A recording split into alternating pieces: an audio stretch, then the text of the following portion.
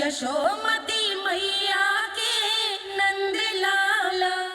कृष्ण कृष्ण हरे कृष्ण कृष्ण कृष्ण मुरली मनोहर कृष्ण गोपाला गोविंदा हे दामोदर। भाग्य,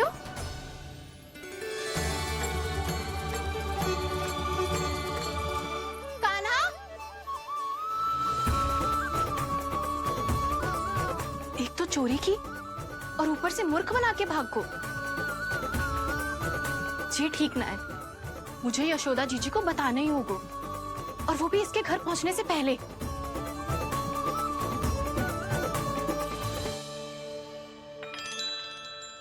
अरे पल्लू मत खींच, तनिक रुक जा, दे रही पूजा तो करने दे।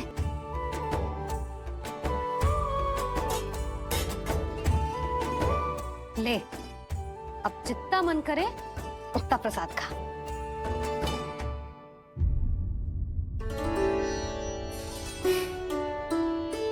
या तो मैं सच्ची बावली हो गई हूँ कि मुझे हर समय कान्हा दिखता रहता है, या फिर मेरा लल्ला कुछ अधिक ही विशेष है कि मेरे साथ ना होके भी सदैव अपनी मैया के साथ ही रहता है।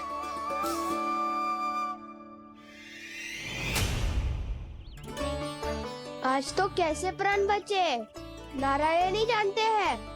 मैं तो पाऊ को सिर पर लेके ऐसे सरपट भागो कि पूरे गोकुल में बड़ बोले।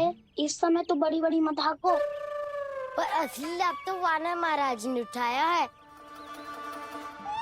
पूरी की पूरी मटकी अकेले लेके निकल लिए। ये हमारी प्रतीक्षा कर रहा था ताकि हम माखन बांट सके। हमारे साथ ना दाऊ, उनके साथ।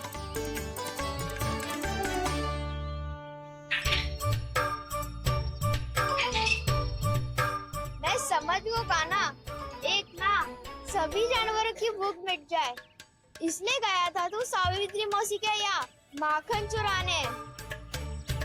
इससे पहले कि वो हमारे यहाँ पहुँच जाए, हमें घर पहुँचना होगा दाऊ, चाहे कछु हो जाए, पर देरी ना होनी चाहिए।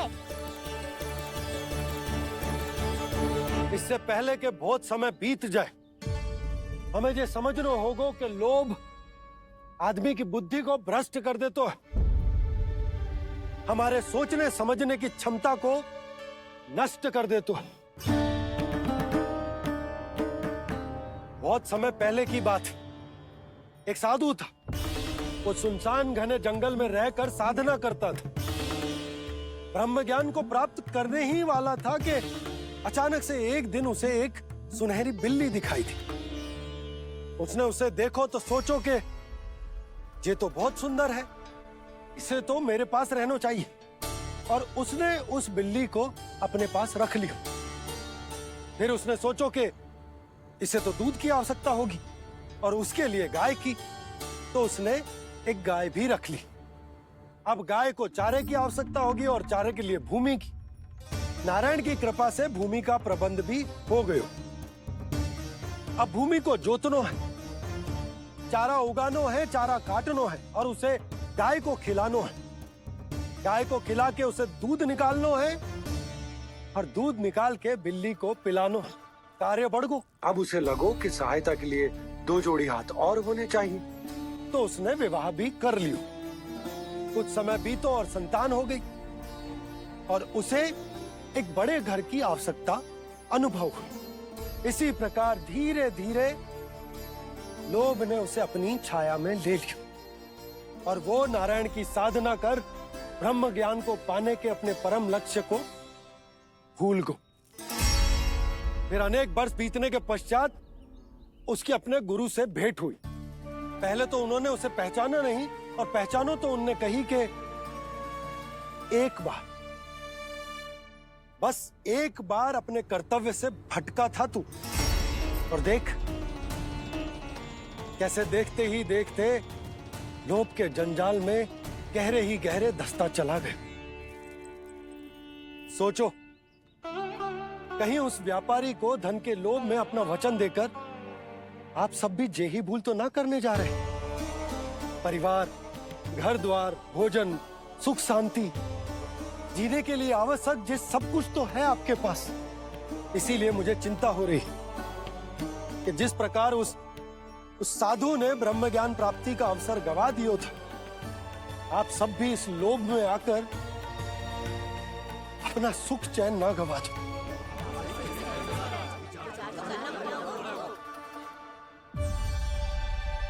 लग तो है बात सबको समझ आ रही है।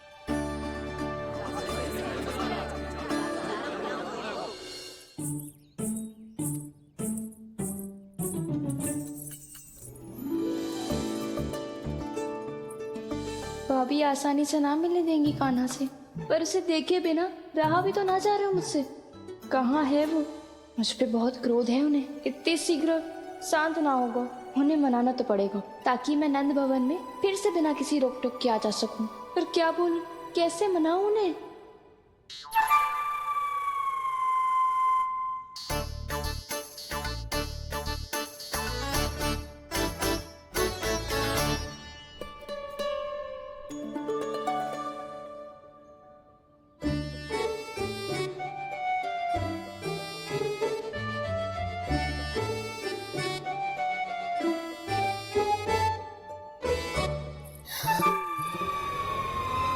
वाह, जिसने मेरे लल्ला पर चोरी का आरोप लगायो, वो ही आज मेरे घर में चोरी चोरी प्रवेश कर रही है। नाना भाभी, ऐसी कोई बात ना है।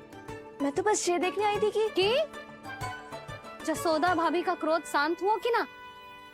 सुन ले जानकी, मेरा क्रोध उसी दिन शांत होगा जिस दिन तू सारी गोपियों के सामने मेरे कान्हा पर लगाया आरोप वापस लेगी। चोरी करेगा तो आरोप ही लगेगा ना जीजी। फिर से आरोप? सावित्री, तू भी? कल तक मुझे ये थोड़ी पता था जीजी कि आपका कान्हा सच्ची में माखन चोरी में पारंगत है।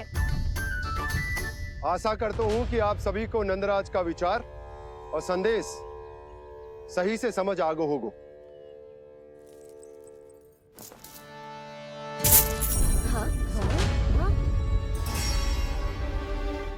सिक्कों की खनक बता रही है कि पोटली कितनी भारी है। एक ही दिन में कितनी उड़न पा गई जे। हमें भी इससे अधिक धन अर्जित करना होगा, तभी तो हम अपने उज्जवल का भविष्य उज्जवल कर पाएंगे। पहली बार कछु बुद्धि की बात की है तूने।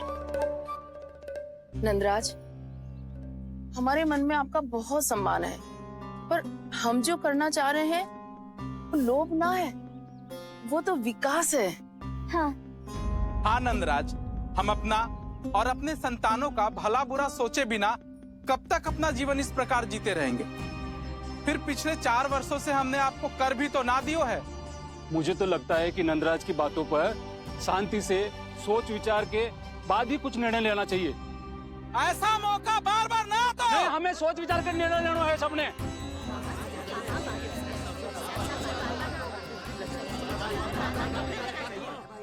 चोरी में पारंगत?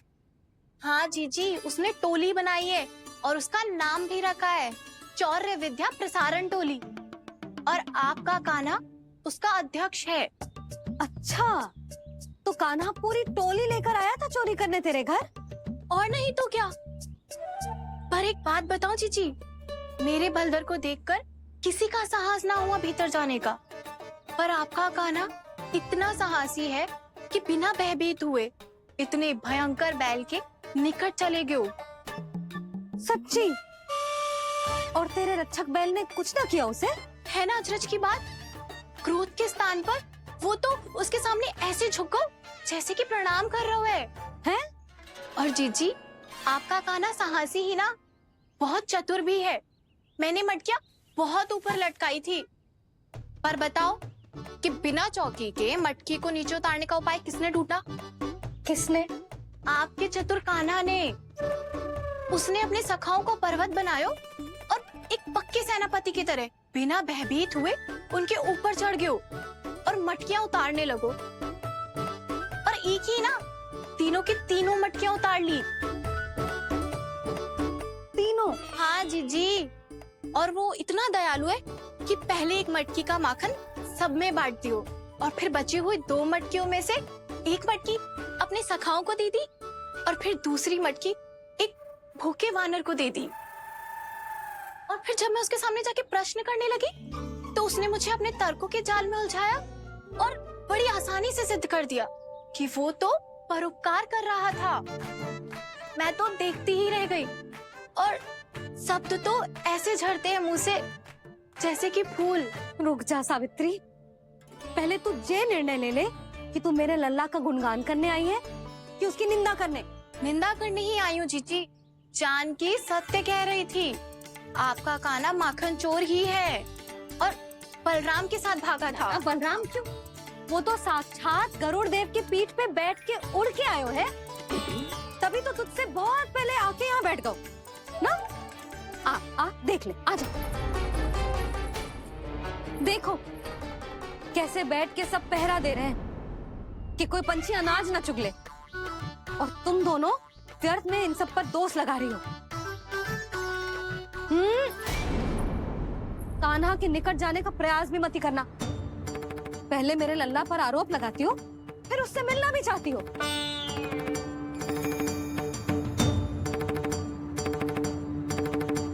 पर जीजी चोरी, अरे उसे तो चोरी का अर्थ भी ना पता होगा। तुम दोनों को नारायण का भय भी ना है क्या? हाँ, मेरे लल्ला पर आरोप लगाने से पहले तुम दोनों को लज्जा ना आई? हे नारायण, अब आप ही बताओ मैं क्या करूं। लग तो है किसी की घोर दृष्टि लगी है कि बार बार मेरे लल्ला पर आरोप लगते हैं। किसी की क्या, तुम दोनों की दृष्टि लगी है। या तो तुम दोनों मनगढ़ंत कथाओं को सत्य बताना छोड़ दो, या फिर कृपा करके मेरे घर आना बंद कर दो।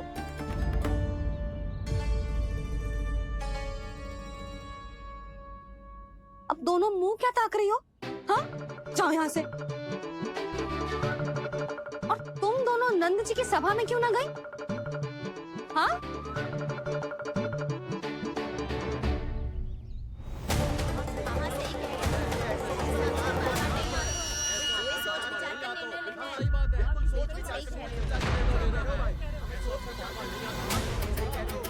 जी कौन? पहले तो कभी ना देखो इसे।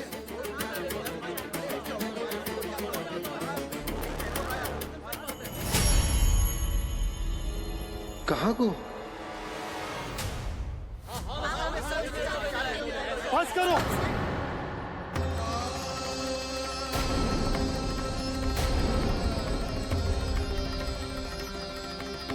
मेरी आंखों के सामने मैं गोकुल में इस तरह फूट पड़ते ना देख सकता।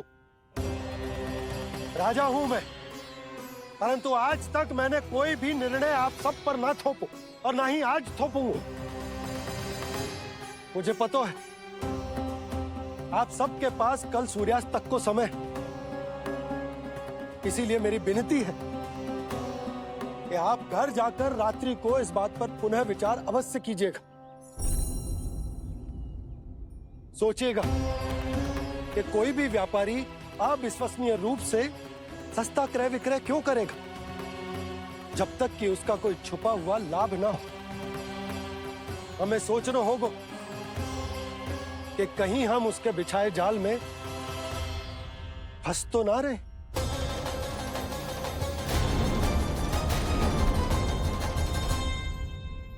बच गए भैया, जैसे तैसे ही सही, पर समय से पहले पहुंच ही गए हो। सावित्री मौसी कनेक सी बात को इतना बड़ा चढ़ा के बोल रही थी जितना उज्जवल भी ना बोलतो।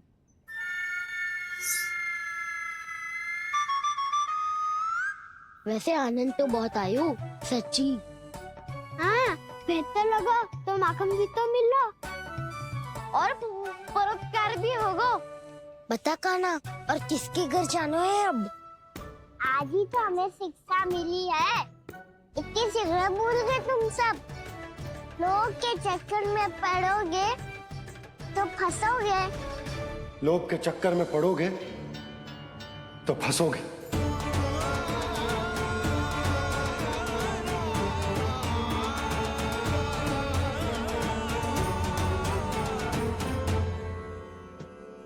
चोर चोर कह रही है मेरे निर्दोष से बालक को। अब तो इन दोनों ने अति ही कर दी है।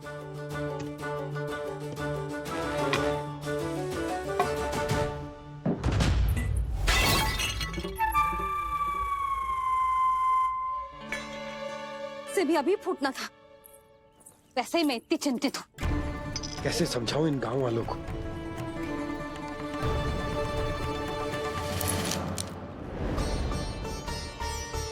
कोई समझने को तैयार ही ना है। लगता है सबकी बुद्धि भ्रष्ट हो गई है। सही कह रही हो यशोदा तुम। मुझे तो लगता है कि सोचना समझना ही छोड़ दिया सबने। अनेकों तर्क देके समझा दियो, सिद्ध कर दियो, पर इनकी मोटी बुद्धि में कछु आता ही ना है। यशोदा तुम तो तर्क की कह रही हो, मैंने तो उदाहरण देकर समझाने को प्रयास किया, पर अपनी बुद्धि के आगे कछु ना समझ में आ रहा इन गांव वालों को।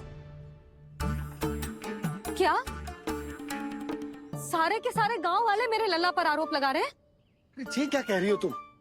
मैं तो गांव वालों की बात कर रहा हूँ जो नारायण के नाम पर वचन देकर उस अपरिचित व्यापारी को अपने दूध, दही, घी, माखन सब देने को तैयार है। लो कर लो बात। मैं गोपियों की बात कर रही हूँ जो लल्ला पर माखन चोरी का आरोप लगा रही हूँ। और आज तो सावित्री ने भी लल्ला को माखन चोर कह के पुकारो है।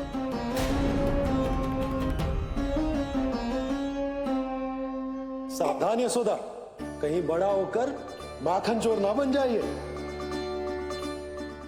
अच्छा, ये सब आप छोड़ो। स्त्रियों की बात है, मैं संभाल लूंगी। आप ये बताओ सभा में क्या हुआ? गोकुल में फूट पड़ गई यशोदा, लोभ की फूट।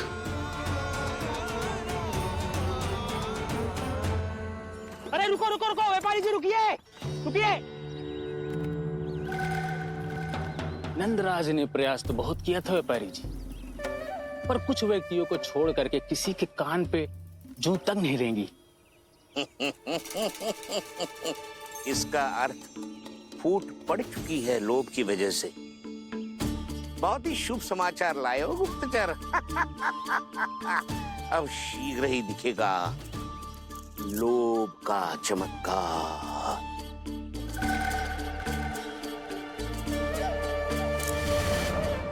लोभ से बचने को जो पाठ हम कान्हा को पढ़ा रहे थे ना, आज वही पाठ मैं इन गांव वालों को समझाने में असमर्थ रहा। आप चिंता मत करो जी, धीरे धीरे सब ठीक हो जाएगा। तब तक बहुत देर हो जाएगी यशोदा।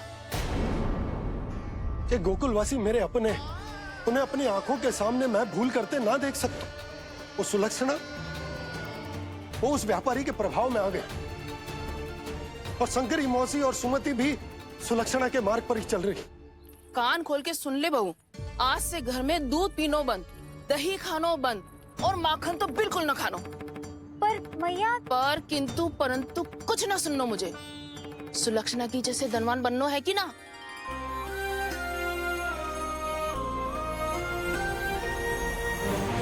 तो फिर जैसा मैं कहती हूँ वैसा कर, तभी तो अधिक से अधिक दूध, दही, माखन बेचकर अधिक से अधिक धन अर्जित कर पाएंगे हम। सुलक्षणा को उस व्यापारी की तरह धनवान बनना है और शंकरी मौसी को सुलक्षणा की तरह। ऐसे तो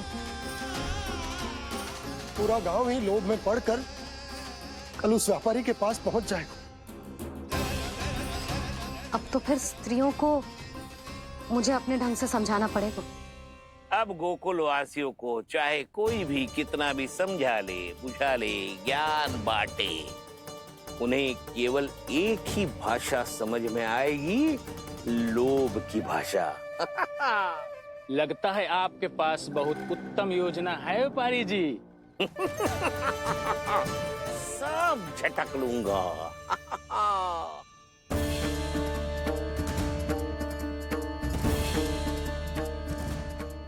आपको क्या लगता है प्रभु, मैया के समझाने से गोपियाँ समझेंगी?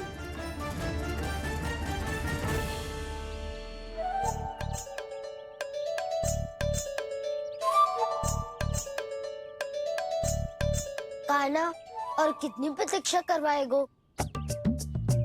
अब बता भी दे, माखन चुराने किसके घर जाना है? इतना आसान ना है निर्णय करना। समय लगता है, सोच विचार करना पड़ता है। पर ये निर्णय किया कैसे जाए पता है मुझे। लगता है ये निर्णय करना पड़ेगा कि बचना कैसे है।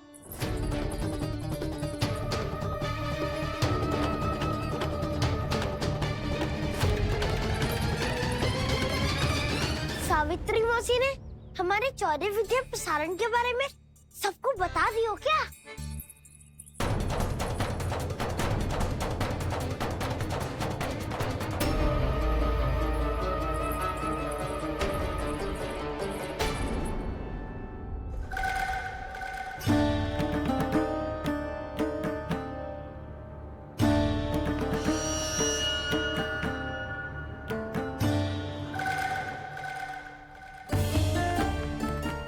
शीघ्र आओ, छोटी माँ बुला रही है।